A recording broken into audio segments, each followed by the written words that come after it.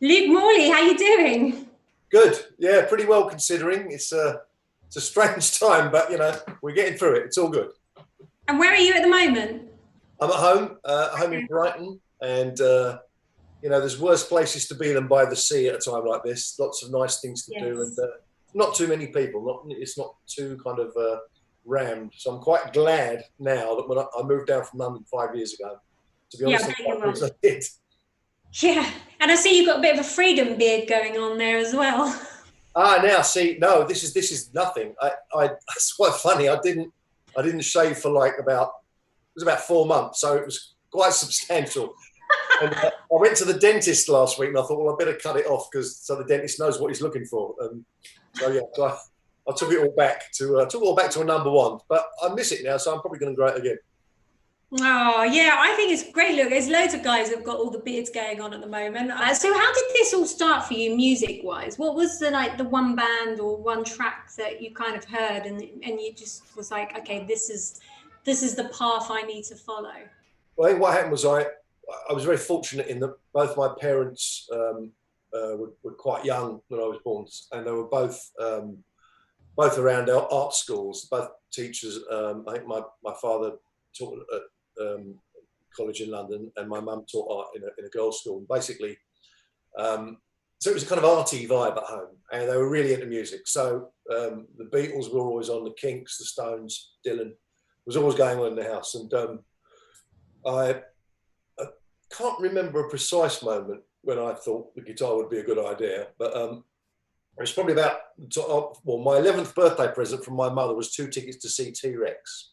Okay. So I went along to see T-Rex when I was 11 years old, Louis Shimodian, and it was that was a moment that sort of changed my life really. In that I just looked around. I thought the band were great, but it was when I looked around at the audience and I saw what the audience were doing, I just thought this is fantastic.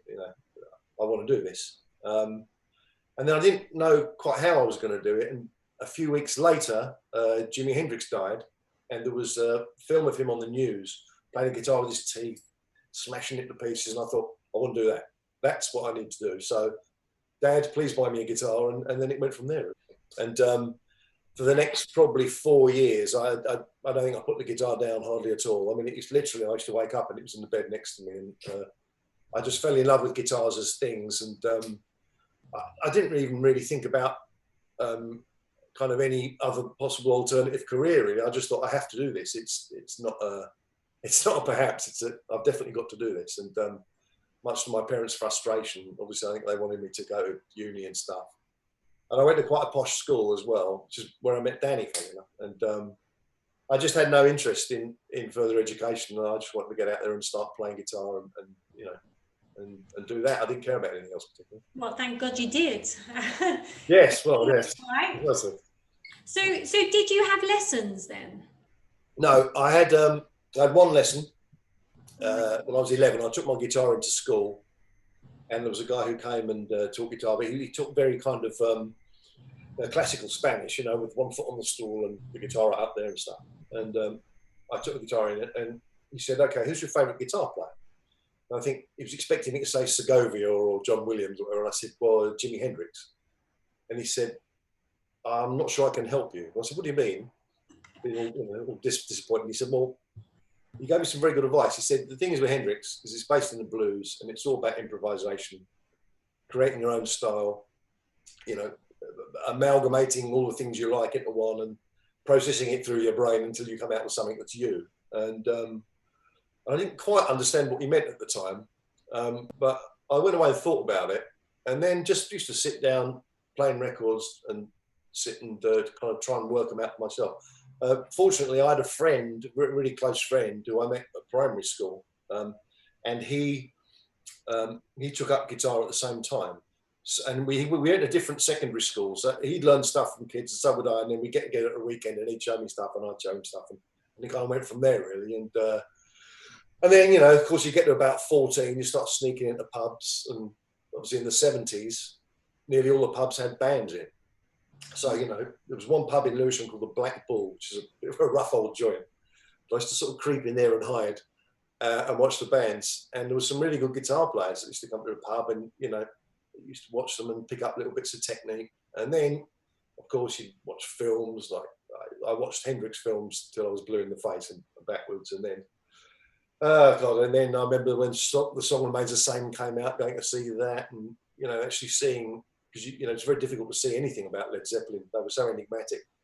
I went to see him at Earl's Court when I was maybe 14, 1975. I think I was 14, and I was so far from the bloody stage I couldn't see anything at all.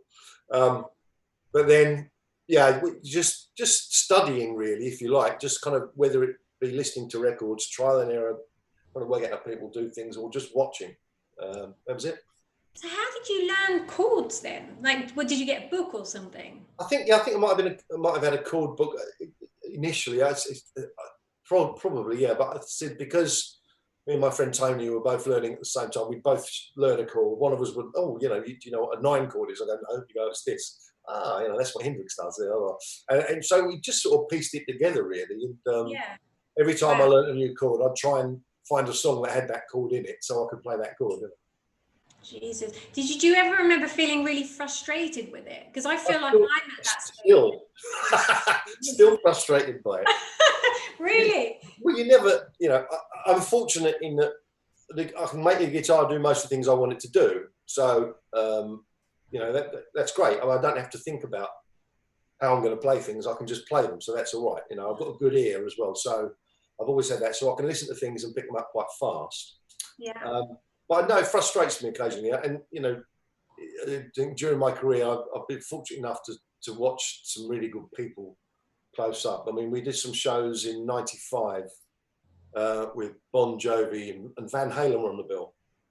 And I stood like about 6 feet away from Eddie and watched him and just thought I could practice every second for the rest of my life. And never be quite as good, yeah. Occasionally, people come along who are a kind of fantastic combination. I mean, he's brilliant technique, but it's not just the technique; it's the way his brain works and the whole thing, and the dexterity. And it's incredible to watch. It's like watching, John McEnroe hit a tennis ball, or it's just, or Ronaldo with a football. It's the same sort of thing. It's a kind of elevated level of I'm not quite sure what it is. It's but not many people have got that. You think you've got to be born with that then? Say again? You've got to be born with that then, do you think? I think the degree of that is nature. I don't think you can, your connection with something, how your brain works is obviously, we're all very individual, and some people have a connection with things that other people don't. Doesn't mean you can't learn to be, proficient and good. And as the person who, I'm a guitar player, but I think of myself more of a songwriter, to be honest, because that's the thing that keeps the band moving forward, and it's the thing that I enjoy most. And I'm at the stage now where I don't really practice my guitar technique at all, and the only time I practice really is when I'm playing with other people. And that's the other thing that dawned on me as a musician, that you can sit in your bedroom all day, kind of playing scales and modes and stuff as fast and as technically perfect as you like, but at the end of the day, if you can't connect with the other musicians in the room, you're wasting your time anyway. So it's, then it just becomes like a sort of a parlor trick, But for me, being a musician is about playing with other musicians. Yeah, fair enough. Now, you mentioned like Hendrix being a huge influence on you. There was something else that you actually, or something that you had in common with him, was that you play left-handed. Yeah. But you would. That's about all I have in common with him. but you weren't you? Didn't you teach yourself right-handed first of all? Is that?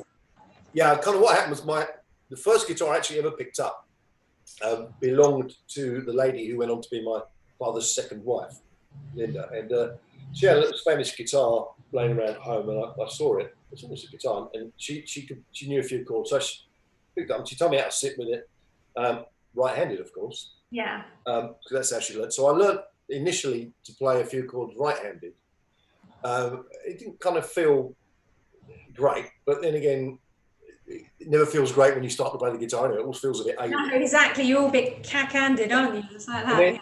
And then, of course, that was coincided with the time where I discovered Hendrix. And of course, because Hendrix was left-handed and I was naturally left-handed, and I was always going to be left-handed. So could you buy left-handed guitars? Because he used to put his upside down, didn't he? No, not at that point. I mean, obviously, and I was, on a major budget as a kid, so I I used to get, I think the first electric I got was, I actually bought in Woolworths, and it's created this wang bar, and if you pulled it too hard, the spring fell out and all the string, the bridge fell. And I realised that I'm going to have to get one a little bit better, so I saved up, and I managed to get a Stratocaster copy. I can't even remember what make it was, but yeah, it was a right-handed one. I turned it upside down and had the nut and the bridge adjusted and stuff, and that was it really. And the controls are all up here and weird. And I don't think I had a left-handed guitar until I was about 16, 17. And that must have been weird then, when you had a guitar that was the right way for you. No, actually, it wasn't. It was. Oh God! At last, it felt right. You decided your playing just went like that. Well, it did actually. Yes, to be honest, it did, because the whole when you stand with a guitar, you know, the shape of guitars are shaped a certain way because they're supposed to be ergonomically kind of correct and balanced and fit on your body and stuff. And I could never ever get comfortable when I was playing an upside down right-handed guitar. But as soon as I stood up with my first, I think it was a Les Paul copy, and the weight of it and where it all sat, I thought, that's better. That's more like it. You've got some guitars in the back there, haven't you? I see. Yes. Okay. Right. Well, beside them, you see. I can't hardly see them, but yeah. Okay. Right. I'll be right back. Okay. So the one that actually it's in a little case here. The one that's kind of I'm probably most associated with is this one. Is it the V? Is it the Flying V? No. Before the V. The Les Paul. The clip that you played earlier, I would have been playing that. Oh, it's so beautiful. Which is White Les Paul Custom, 1988. Good story with this one, actually. I when I first went to see The Darkness, which would have been, oh my God, nearly 20 years ago, I suppose. The Darkness? Yeah, maybe. When did The Darkness come along? 2004? 2005? Jesus Christ, you're right. That is almost 20 years ago. Yeah. I went along to watch them. No, that's only 10 years ago. No, it's frightening, isn't it? I went along to watch them, and I got taken backstage to meet them afterwards. And I never met them before. And Justin rang up and gave me a big hug, which is a bit worrying considering he was only wearing a loincloth or something. And he said, "You're the reason I play White Les Paul." I said, "Oh," I was quite flattered by that. "Oh, that's nice." But one of the reasons that I bought it in the first place was that I knew it was a little bit different. Everybody played the Sunburst Les Paul. Yes, that's right. Pete Townsend. And I always liked the look of Mick Ronson's Les Paul, which was actual natural wood. But I liked the fact it was a light colour. And I saw this, I thought, oh, that looks tasty, that looks good. And obviously, being a rock musician, obviously you have to wear black all the time. So a white guitar on black, kind of works. It's nice. Yeah, but it weighs a ton. Does it? Why is it so heavy? I'm not sure. It's something to do with the wood. This is the particular kind of mahogany they used on the Gibsons around this period. This is so heavy. I had terrible back problems at the end of the 90s, and a lot of that was down to this guitar. Oh my God.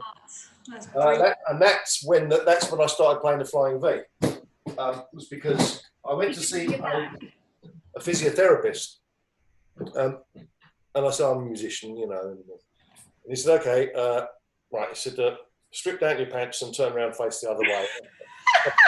"You sure you're a physiotherapist?" Oh, easy, Tiger. Yeah. And he looked at me, and he looked at my shoulders from the back, and he said, "You're a left-handed guitar player, aren't you?" I said, "Wow, that's very good of you." He said, "Yeah." And he said, "I'm guessing that you probably play a Les Paul." I was like, "Well, was that having your fortune told?" Wow. He said, "Well," he said, "to be honest," he said, "I play guitar a bit myself, so I know what, how heavy those guitars are." He said, "If I was you, I would concentrate on, getting your core even, stronger, and in the meantime, find a lighter guitar that does the same job."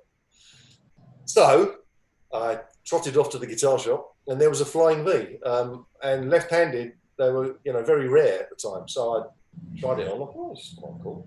And it's a flash-looking instrument. I don't have it with me, unfortunately. Otherwise, I'd show you. But so I played the V for a few years after that. Well, this is the main one. This is the Gibson J200, nice. Which is a fantastic guitar. The electrics, it's supposed to be an electroacoustic, but the pickup inside it is pretty rubbish, to be honest. Okay. If you put a microphone in front of it, incredible sounding guitar. It sounds like an orchestra. It's really beautiful sounding. And I played this on, well, every Thunder album, I think. Apart, maybe not the first one because I didn't have it. I think I bought it maybe around that time of the second album. But yeah, it's a gorgeous instrument, and never goes anywhere apart from my house and the studio. It's really okay. So you don't take it on tour with you or anything? No. It's a real kind of home workhorse, that one. And the other one, it's quite important. It's here. This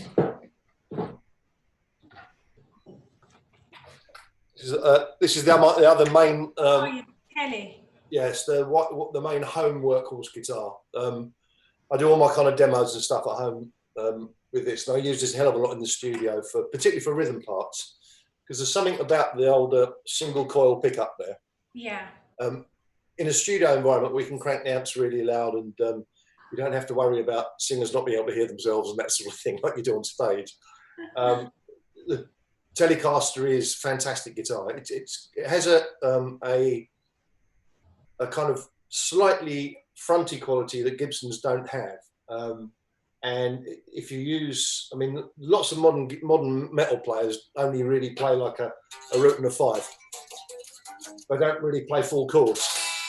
But part of my style is I play full chords, and I like to hear the fourth and the third and the suspended fourth. And that's kind of how lots of Thunder songs are built. And you need sometimes the single coil pickup to make those frequencies ring properly. This is getting really technical. No, I like it. This is what we all want. But there is one other guitar, actually. You've got a Strat, haven't you, as well? Yeah, a gold one, which I don't have here, unfortunately. It's on its way. We're actually going to do some socially distanced recording next week, so it's on its way to the studio. Oh, okay. Fair enough. Yeah, it's a Stratocaster Elite. I love it. I'm in love with Stratocasters. I have been since I was a kid because of Hendrix. But I could never play one. I had a few when I was young, and that's all right. And I pick up a Gibson, it felt more comfortable. Really? Yeah, it's very strange. And then I think it's something to do with this. You know, the scale of the neck on a Fender is slightly longer, so the frets are slightly further apart. And I think being a kid, having smaller hands, maybe that had something to do with it. I don't know. But I found recently that I'm really enjoying playing Fenders, and the Stratocaster in question, the gold one, is an Elite. The Elites came out in 2015. Fender had a very bad period in the early 2000s with the guitars they were making that I didn't think were very good. Right. But then I think they changed a few things, and then they came out with this two ranges: the Deluxe range, and then the Elite range, which is the development on that. And it's a fabulous guitar, absolutely fabulous. And it has one of those necks that tapers as it goes down, so it feels kind of comfortable wherever you're on the neck. And it does things that lots of Fenders don't do. They make them with noiseless pickups now. They used to be very noisy guitar Stratocasters. Pickups are much improved, and also the weighting of it, the wood they're using, the maple they're using, they're really, really nice guitars. And funnily enough, they only come out in 2015. They're really hard to find now. Oh, really? Yeah. And what is the Les Paul that you play? What year is that? It's an 88. An 88. Okay, yeah. Cool. Yeah. So I mean, most of I still buy guitars, but I tend to move them on if they're not very good quite quickly. eBay's a wonderful thing. And yeah, I have too many. I think current count. Sorry, let me think about this very quickly. Just a quick addition in my head. It's about 6 Les Pauls, 4 or 5 Stratocasters, 2 Telecasters, an electric 12-string. Have you still got the double neck as well? No. I sold that. I just wasn't playing it, and I got rid of that about 20 years ago. And it's a very odd guitar. They're very neck heavy. It looks odd. You put it on, you take your hands off, and it goes like that. So you can't take your hands off the neck at any moment, otherwise it just falls away. What made you get one of those? I just thought it'd be a cool instrument to have, because electric 12 strings, not an instrument that gets used a massive amount in rock and roll. No. And up to the point I sold it, I'd never really used it. And then as soon as, for some bloody reason, as soon as I sold that guitar, there was all these, we started recording these songs, and I thought, oh, an electric 12-string would be nice. I haven't got one anymore, have I? Right, so a bit of that going on. And I bought another one, which was made by a company who I can't remember, and I should do because they gave me the guitar for free. Hang on a sec, be right back. Okay, go and grab it.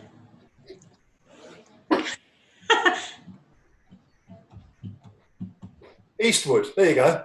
Right, okay. And this is like a electric 12, and I've used this quite a bit on recordings, and it's an interesting texture because it's not always right at the front of the mix, but it just adds something if you just drop it in on the chorus of a song. It just gives a little depth and a little. It's a bit like a piano. It can kind of colour things in without it being too prominent. And, right, okay. Yeah, and it's really lovely guitar, well made, sounds great. Yeah, very, very nice. Very nice. And it looks nice. It looks a lot easier to play than a double neck. Yeah, that's the only thing about the double neck. I mean, it looks very cool, obviously, because Jimmy Page, Steve Clark from Leopard played one as well, didn't he? Yeah, he played that on the Hysteria tour, didn't he? I think that's when he got them for the first time. I think he might have had his weighted at the back though, because I know that some people do. They get them because they're so neck heavy. They get a weight attached to the rear end. And yeah, so yes, electric 12-string. There you go. I started learning on a Strat. I find that really easy to play at. Well, not really easy, but I find that it is quite easy to play that. I've got a friend of mine gave me a Les Paul copy from 1977. It's a Greco, and I find that actually quite hard to play. But I don't know if it's because I'm used to the Strat. Maybe, I don't know. The acoustic I've just started playing, and that I find.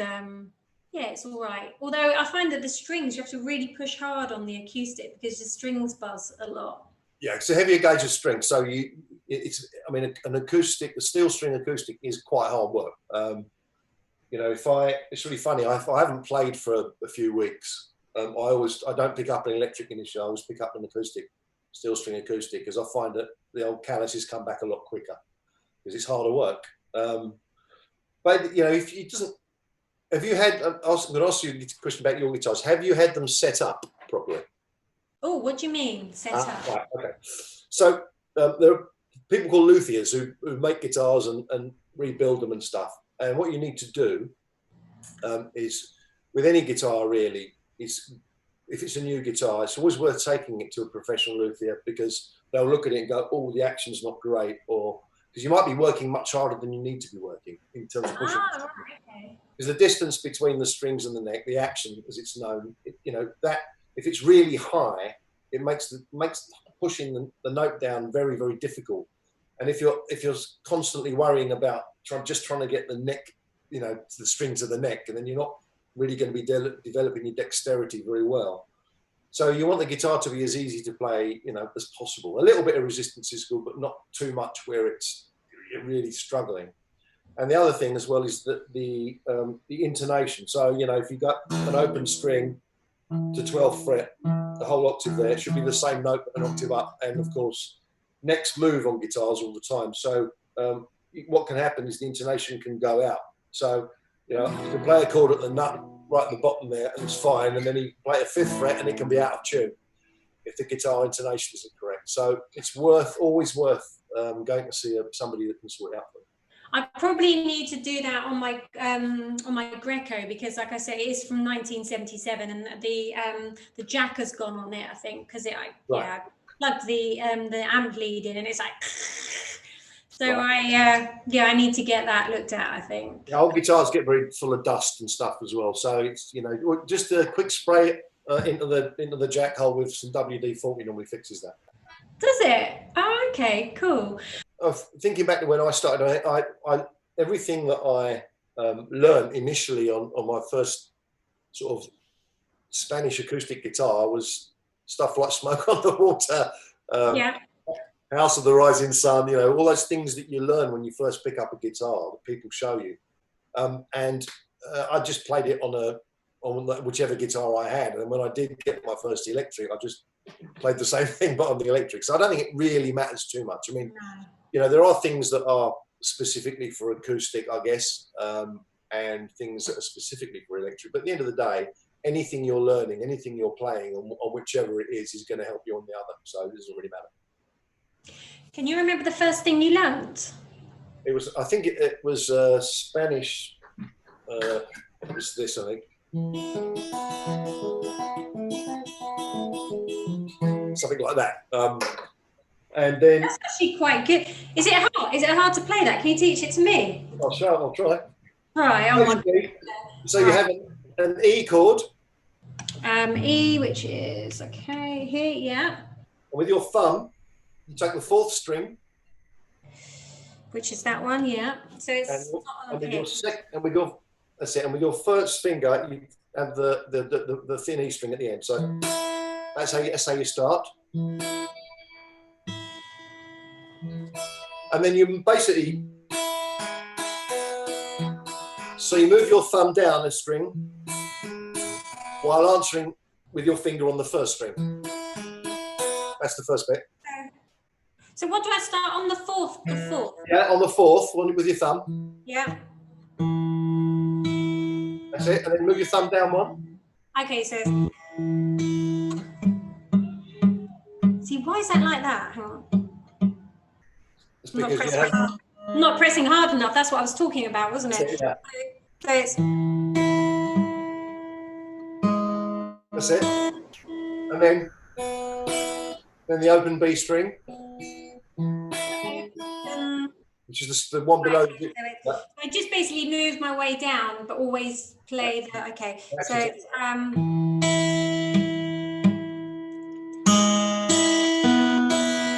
And repeat that. And then back up.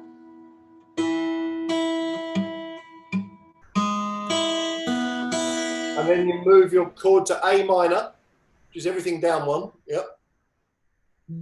And then your first finger stays on the E string. Your thumb then goes to the G string. I've got this way of teaching myself the string names. Is Easter bunnies get dizzy at Easter? So I always have to say that to myself. So I move it to the G string, isn't it? Yeah. Right. Okay. And that should sound like that. And then once again, move the thumb down. Take your first finger off the fret. Yeah. So an A. What is that? A sharp? No. B. So then you go from that to the first string again. So. Okay, so hang on, where were we? So we were E, weren't we? And it was like this, so... No, it was on the fourth string.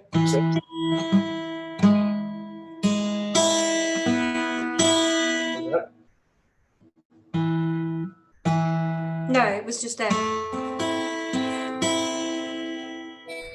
And then take the first finger off. Yeah. On the same strings again so they're...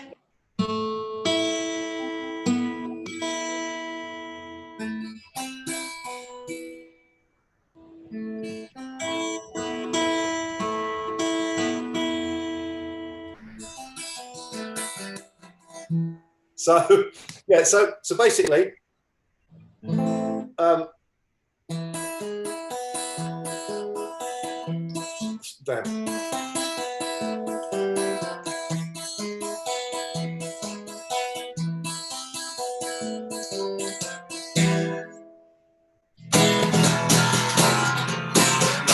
Etc. Basically.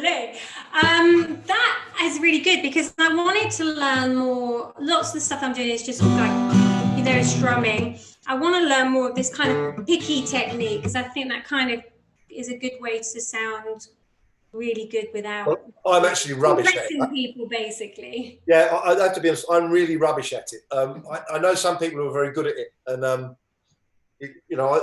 can bluff it a little bit, but I'm not really very good at that. So that sort of flamenco thing. What, picking? No, not really. I'm okay at it. I can get by, but it's not really my strong suit. It's very Mark Knopfler, isn't it? Yeah, I mean, that thing of playing with the bare hands. I mean, Jeff Beck as well, same thing. Yes, true. And you get a fantastic sound. It's kind of, I mean, Jeff Beck's a magician. I don't know how he does it. We did a show actually a few years ago with ZZ Top, and he jumped up and played the ZZ Top. And during the sound check, I sort of stood and watched him play, and he got this incredible sound. It's just a Stratocaster in a little Fender amp, and I thought he's got to be using something else. So I crept up on the stage, went over, and I said to the roadie, he said, "Is that it?" He said, "Yeah." All in the hands. I bet he's so used to seeing people do that, like going on behind it. There's got to be something behind the curtain. Well, it's very funny.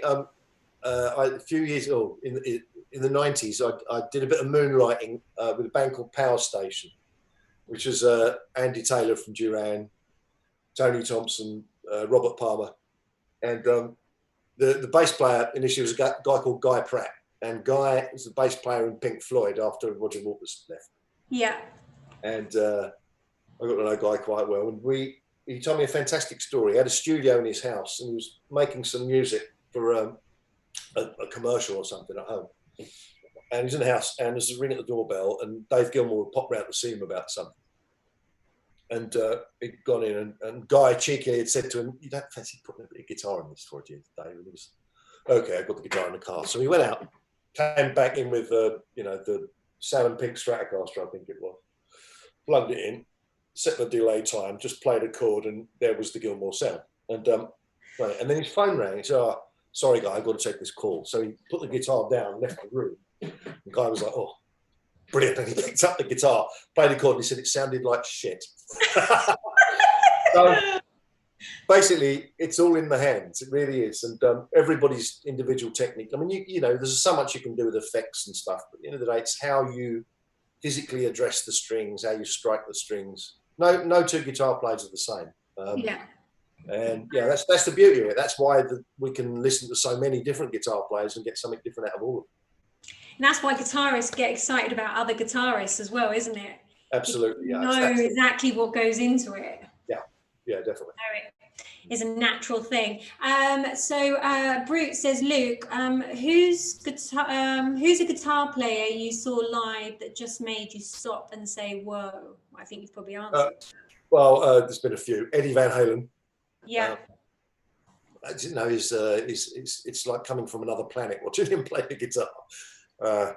His connection with the instrument's phenomenal. I the first time I saw properly, I was lucky enough to see Led Zeppelin twice, and the second time I saw him was at Nebworth, and I wasn't that far from the stage, so I had quite a good view of Jimmy and what he was doing. And yeah, he's a fantastic. He uses guitars like they're kind of all kind of instruments in his kind of enormous soundscape. There's people with better techniques. There's people that can do stuff he can't do, but he uses the guitar so sympathetically. That's why Led Zeppelin were such a fantastic band, was that everybody in the band could do that. They could crushingly brutal rock music, but really light and delicate when they needed to be as well. And I think that's the mark of any fantastic rock and roll band, is that they know how to play quietly as well as knowing how to play loud. And it's a real skill. Not everybody can do it. Lots of rock musicians, if you ask them to turn it down or not play as loud, it's almost like it's asking them to take their clothes off. They feel naked and exposed. And that's because you're not dealing with like a colossal wall of sound and a lot of sustain and a lot of delay and all of that kind of icing on the cake. If you take the icing off and you're just left with the cake, if the cake doesn't taste very good, that's a bit of a strange analogy. I've never used that one before, but I like that one though. The raw thing itself, playing the guitar quietly in a restrained way, it's difficult to make it really, really talk like that. And you've got to be quite an accomplished musician to do that. Well, listen, thank you. I'm going to go away and practice that little riff that you taught me. There you go. And I shall see you soon. Excellent. Take care.